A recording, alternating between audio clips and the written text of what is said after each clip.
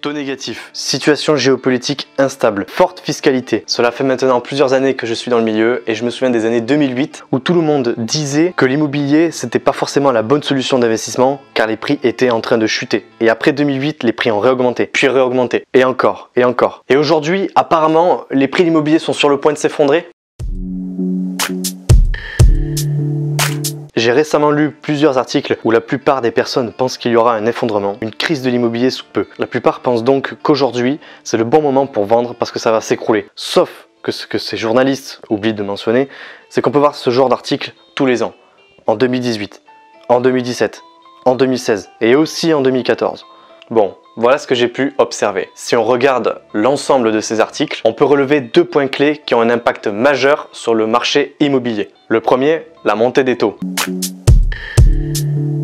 C'est assez logique de comprendre que quand on augmente les taux pour emprunter, les investisseurs n'accueillent pas ça avec le sourire. On retrouve un impact où les prix diminuent. C'est dû au fait que lorsque les taux montent, l'argent coûte plus cher à emprunter. Ce qui veut dire que les entreprises ou les particuliers ont moins de bénéfices.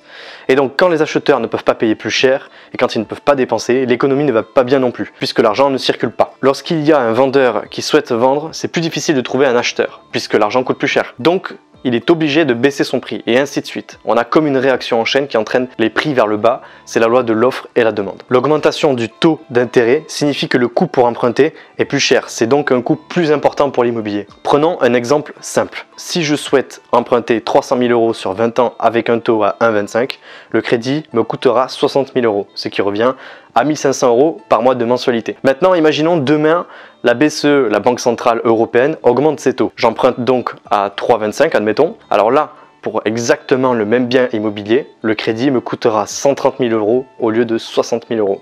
Et les mensualités s'élèveront à 1 800 € au lieu de 1 500 €. Donc si les taux montent, le prix pour acheter de l'immobilier va coûter plus cher et donc mécaniquement le prix va décliner. Le deuxième point clé que j'ai pu relever, ce sont les taxes, la fiscalité en France. Pas de surprise, hein, voilà, ce sont les cotisations sociales. Là, c'est 36,8% des revenus fiscaux en France. On est bien au-dessus de l'OCDE. Voilà ce que je pense. Ça n'a absolument aucun sens de dire que l'immobilier va s'effondrer. Dire que l'immobilier va s'effondrer, c'est comme si je disais les actions vont s'effondrer sans reconnaître que certaines actions s'en sortent très bien. C'est la même chose avec l'immobilier. Le marché immobilier est segmenté et n'est pas uniforme sur le territoire. Il y a plein de marchés qui existent et qui sont régis par plein de points. La demande, l'emploi, les transports, etc. Et ceci change de ville en ville. Prenons un exemple simple. Le prix aujourd'hui en 2019 à Bordeaux est de 4 500 € du mètre et le prix à Marseille à 2 500 € du mètre. La différence de prix s'explique simplement parce que ce ne sont pas les mêmes marchés. Je suis sûr qu'une augmentation massive du chômage et une remontée des taux va impacter fortement l'investissement immobilier. Et cela ne va pas avoir le même impact suivant les marchés. Ils ne vont pas réagir de la même façon. Autre chose, je pense également que dans certains marchés, les prix de l'immobilier ne sont pas revenus à un niveau d'avant-crise. C'est le cas par exemple de Saint-Étienne. Le prix de l'immobilier monte naturellement avec le temps. Les matériaux coûtent plus cher, l'énergie aussi, cela va constamment continuer de monter et cela ne veut pas forcément dire que le marché est surévalué. L'un des points que j'ai pu lire dans les articles est que la plupart des personnes qui achètent en immobilier ne comptent pas revendre rapidement dans les années suivantes. 9 Français sur 10 jugent important d'être propriétaire. Contrairement à d'autres qui font de l'achat-revente, prendre en compte le timing du marché est vraiment extrêmement important. Mais pour la plupart des personnes qui veulent acheter un bien immobilier pour y vivre et rester 10 ans dedans, l'état du marché et de l'investissement ne fait aucune différence si ces personnes n'ont pas pour objectif de vendre. Et ça, c'est le plus difficile pour la majorité des personnes que je rencontre, car tout le monde pense « Je veux attendre que le marché s'effondre, qu'il y ait une crise immobilière pour que je puisse acheter de l'immobilier pas cher. » Voici la réalité. C'est plus important de se sécuriser un prix de l'immobilier aujourd'hui dans un marché avec des taux bas que de spéculer sur une hypothétique crise immobilière. Personne ne peut vous dire à 100% que le marché de l'immobilier va s'effondrer, sauf certaines. À ce moment-là, si vous voulez, comme je ne pense pas que demain matin, ce soit les revenus qui montent au point de rejoindre le prix de l'immobilier, je pense que ça sera plutôt le contraire qui va se passer et donc l'immobilier va baisser. Mais vous ne pouvez pas prédire le marché dans les années à venir. Personne. Il y a toujours des stratégies immobilières qui fonctionneront, et ce, même si le marché est plutôt baissier ou même si le marché est plutôt haussier. La première chose à faire est d'acheter avec l'intention de garder sur du long terme. Les personnes qui ont perdu le plus d'argent en 2008 sont les personnes qui ont vendu. Donc en 2008, la meilleure stratégie peut paraître simpliste, c'était de ne pas vendre. La plupart des marchés, la plupart des villes en immobilier ont des cycles qui montent, qui descendent. Le plus longtemps on garde l'investissement immobilier dans le portefeuille, le plus de chances on a de faire du profit. Deuxièmement, ce qui va vous faire gagner le plus d'argent dans l'immobilier, c'est d'acheter un bien en dessous de sa valeur. Et c'est la raison pour laquelle j'adore l'immobilier comme classe d'actifs. Le prix n'est pas fixe comme avec les actions ou les obligations.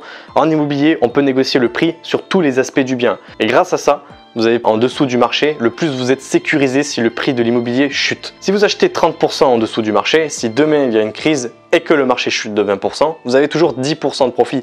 Et si le marché monte, alors c'est encore mieux, vous avez minimum 30% de profit. Troisièmement, le cash flow. Je sais que ça peut paraître contre-intuitif, mais sur chaque investissement immobilier, la valeur du bien immobilier en elle-même fait peu la différence. Le point le plus important à prendre en compte dans un investissement, c'est le retour sur investissement. Le revenu que le bien immobilier génère tous les mois.